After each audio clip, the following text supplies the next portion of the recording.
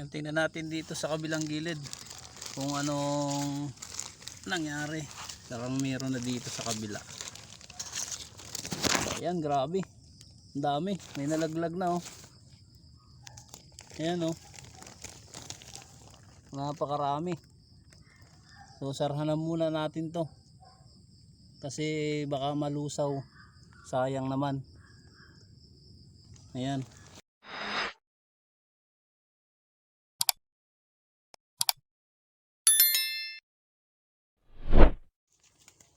Yan mga ka-agri, ito yung ating gagamitin sa pagtatanim. Ganitong klase ng dahon. Yung tuyo na ng saging. Yung malinis na malinis pa, yung hindi pa siya nakalapat sa lupa.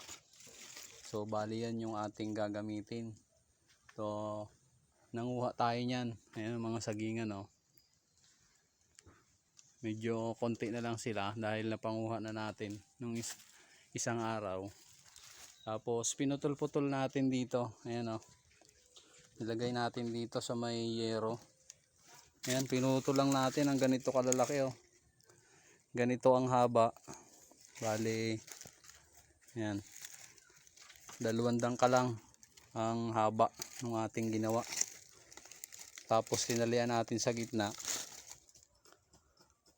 Ganito yung magiging lalabasan ng ating mga pinagpuputol-putol na mga dahon ng saging. Yan yung ating pagtatamnan. Tapos meron na tayo na itong naibabad na ng magdamag. Ayan, makikita nyo yung aking mga ina-compose na mga sodas.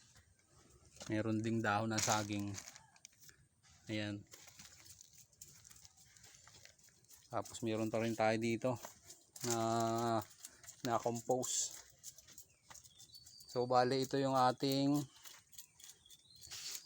naibabad na ng magdamag. Ayan. So yan ang ating gagamitin. Papatiliin lang natin siya. Tapos simulan na natin ng pagtamnan. Yung pagkatanggal natin dun sa pinagbabada natin ng drum, papatiktikan natin siya. Naantayin natin na wala nang tumutulong tubig sa ating binabad na dahon ng saging. Ito pa. Yan.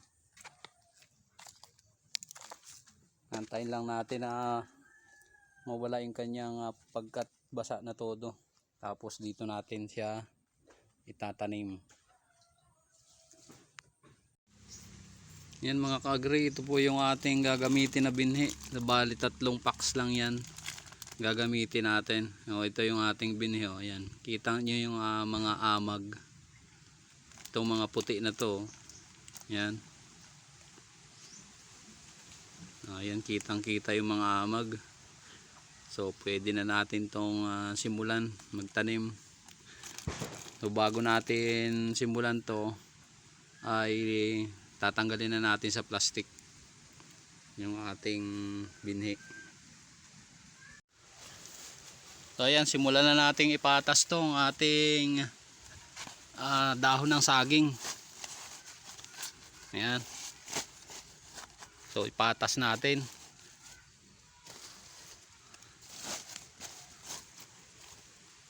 Medyo mainit na dito sa ating pinagtatamnan.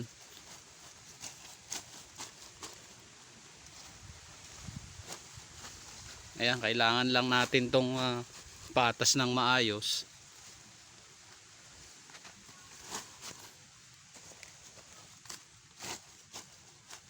Ayan.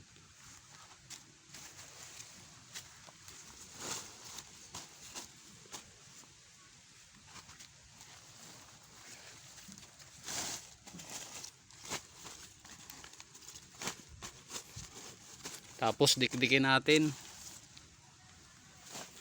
Pagkatapos nating lagyan, so bali na yan na yung ating unang layer. So lagyan natin ng binhi. Magkabilang tabi lang. Katulad nito. Ayan.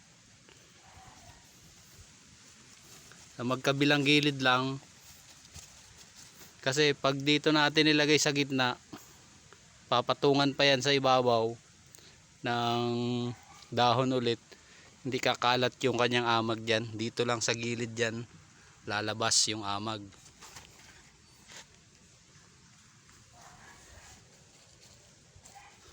Ayan, lagyan lang natin sa gilid-gilid lang.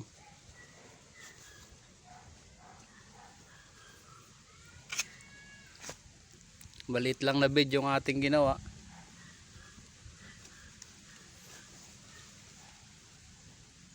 Yan, ganyan lang.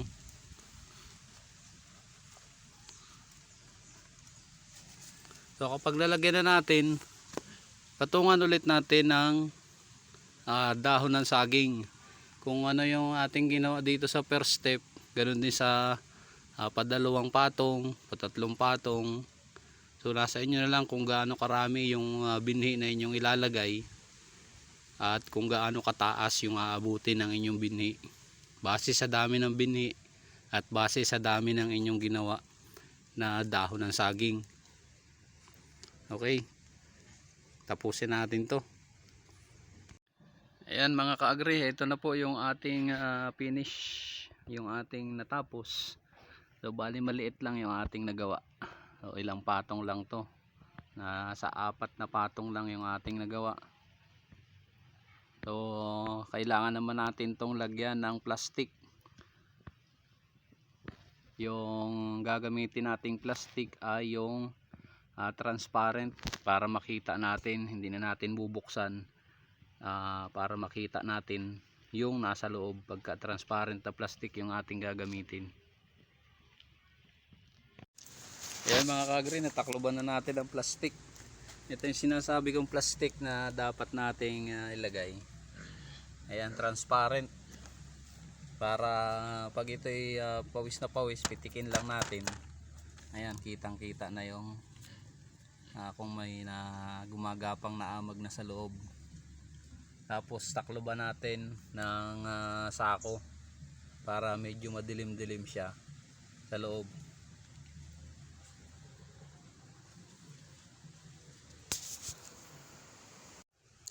Yan, nalagyan na natin siya ng tabon para hindi gasinong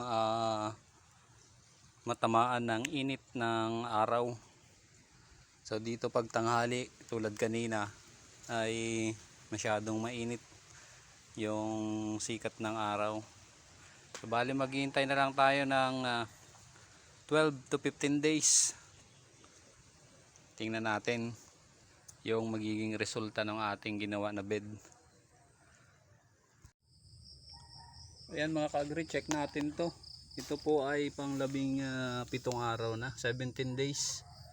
So tingnan natin kung ano yung mga maging resulta niya. Unahin natin dito sa gilid. Ayan. So hapon natin to bubuksan kasi kanina sobrang mainit. Mahirap pagka binuksan natin nang mainit pa yung panahon. Malulusaw yung ating mga paliliit na pinheads. So ayan, buksan natin. Ayan bumungad na Ayan, maraming pinheads. Yan. So mayroon na dito ang lumabas na malaki. Ang laki. Ayan sa gilid.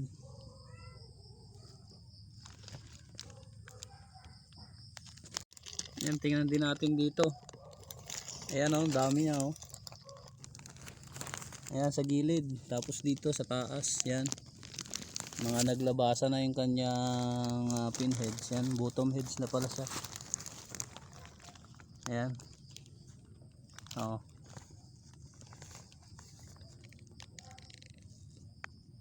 Ang daming pinheads. Yan, tingnan natin dito sa kabilang gilid kung anong nangyari. Parang meron na dito sa kabila. So, ayan, grabe. Ang dami. May nalaglag na Ayan napakarami. So sarhanan muna natin to. Kasi baka malusaw. Sayang naman. Ayan. So takloban na muna natin. Tapos kunin natin mamaya yung nalaglag na, pwede nang gulayin. Ito sa katabi lang. O ayan. Yan. Meron na tayong magugulay. Ayan na siya.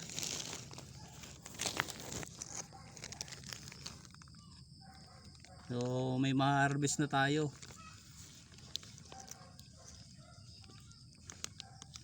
Kaya magtanim na kayo mga ka-agri para meron din kayong ganito na magiging pang-ulam. Masarahan na natin to, tapos kunin na lang natin.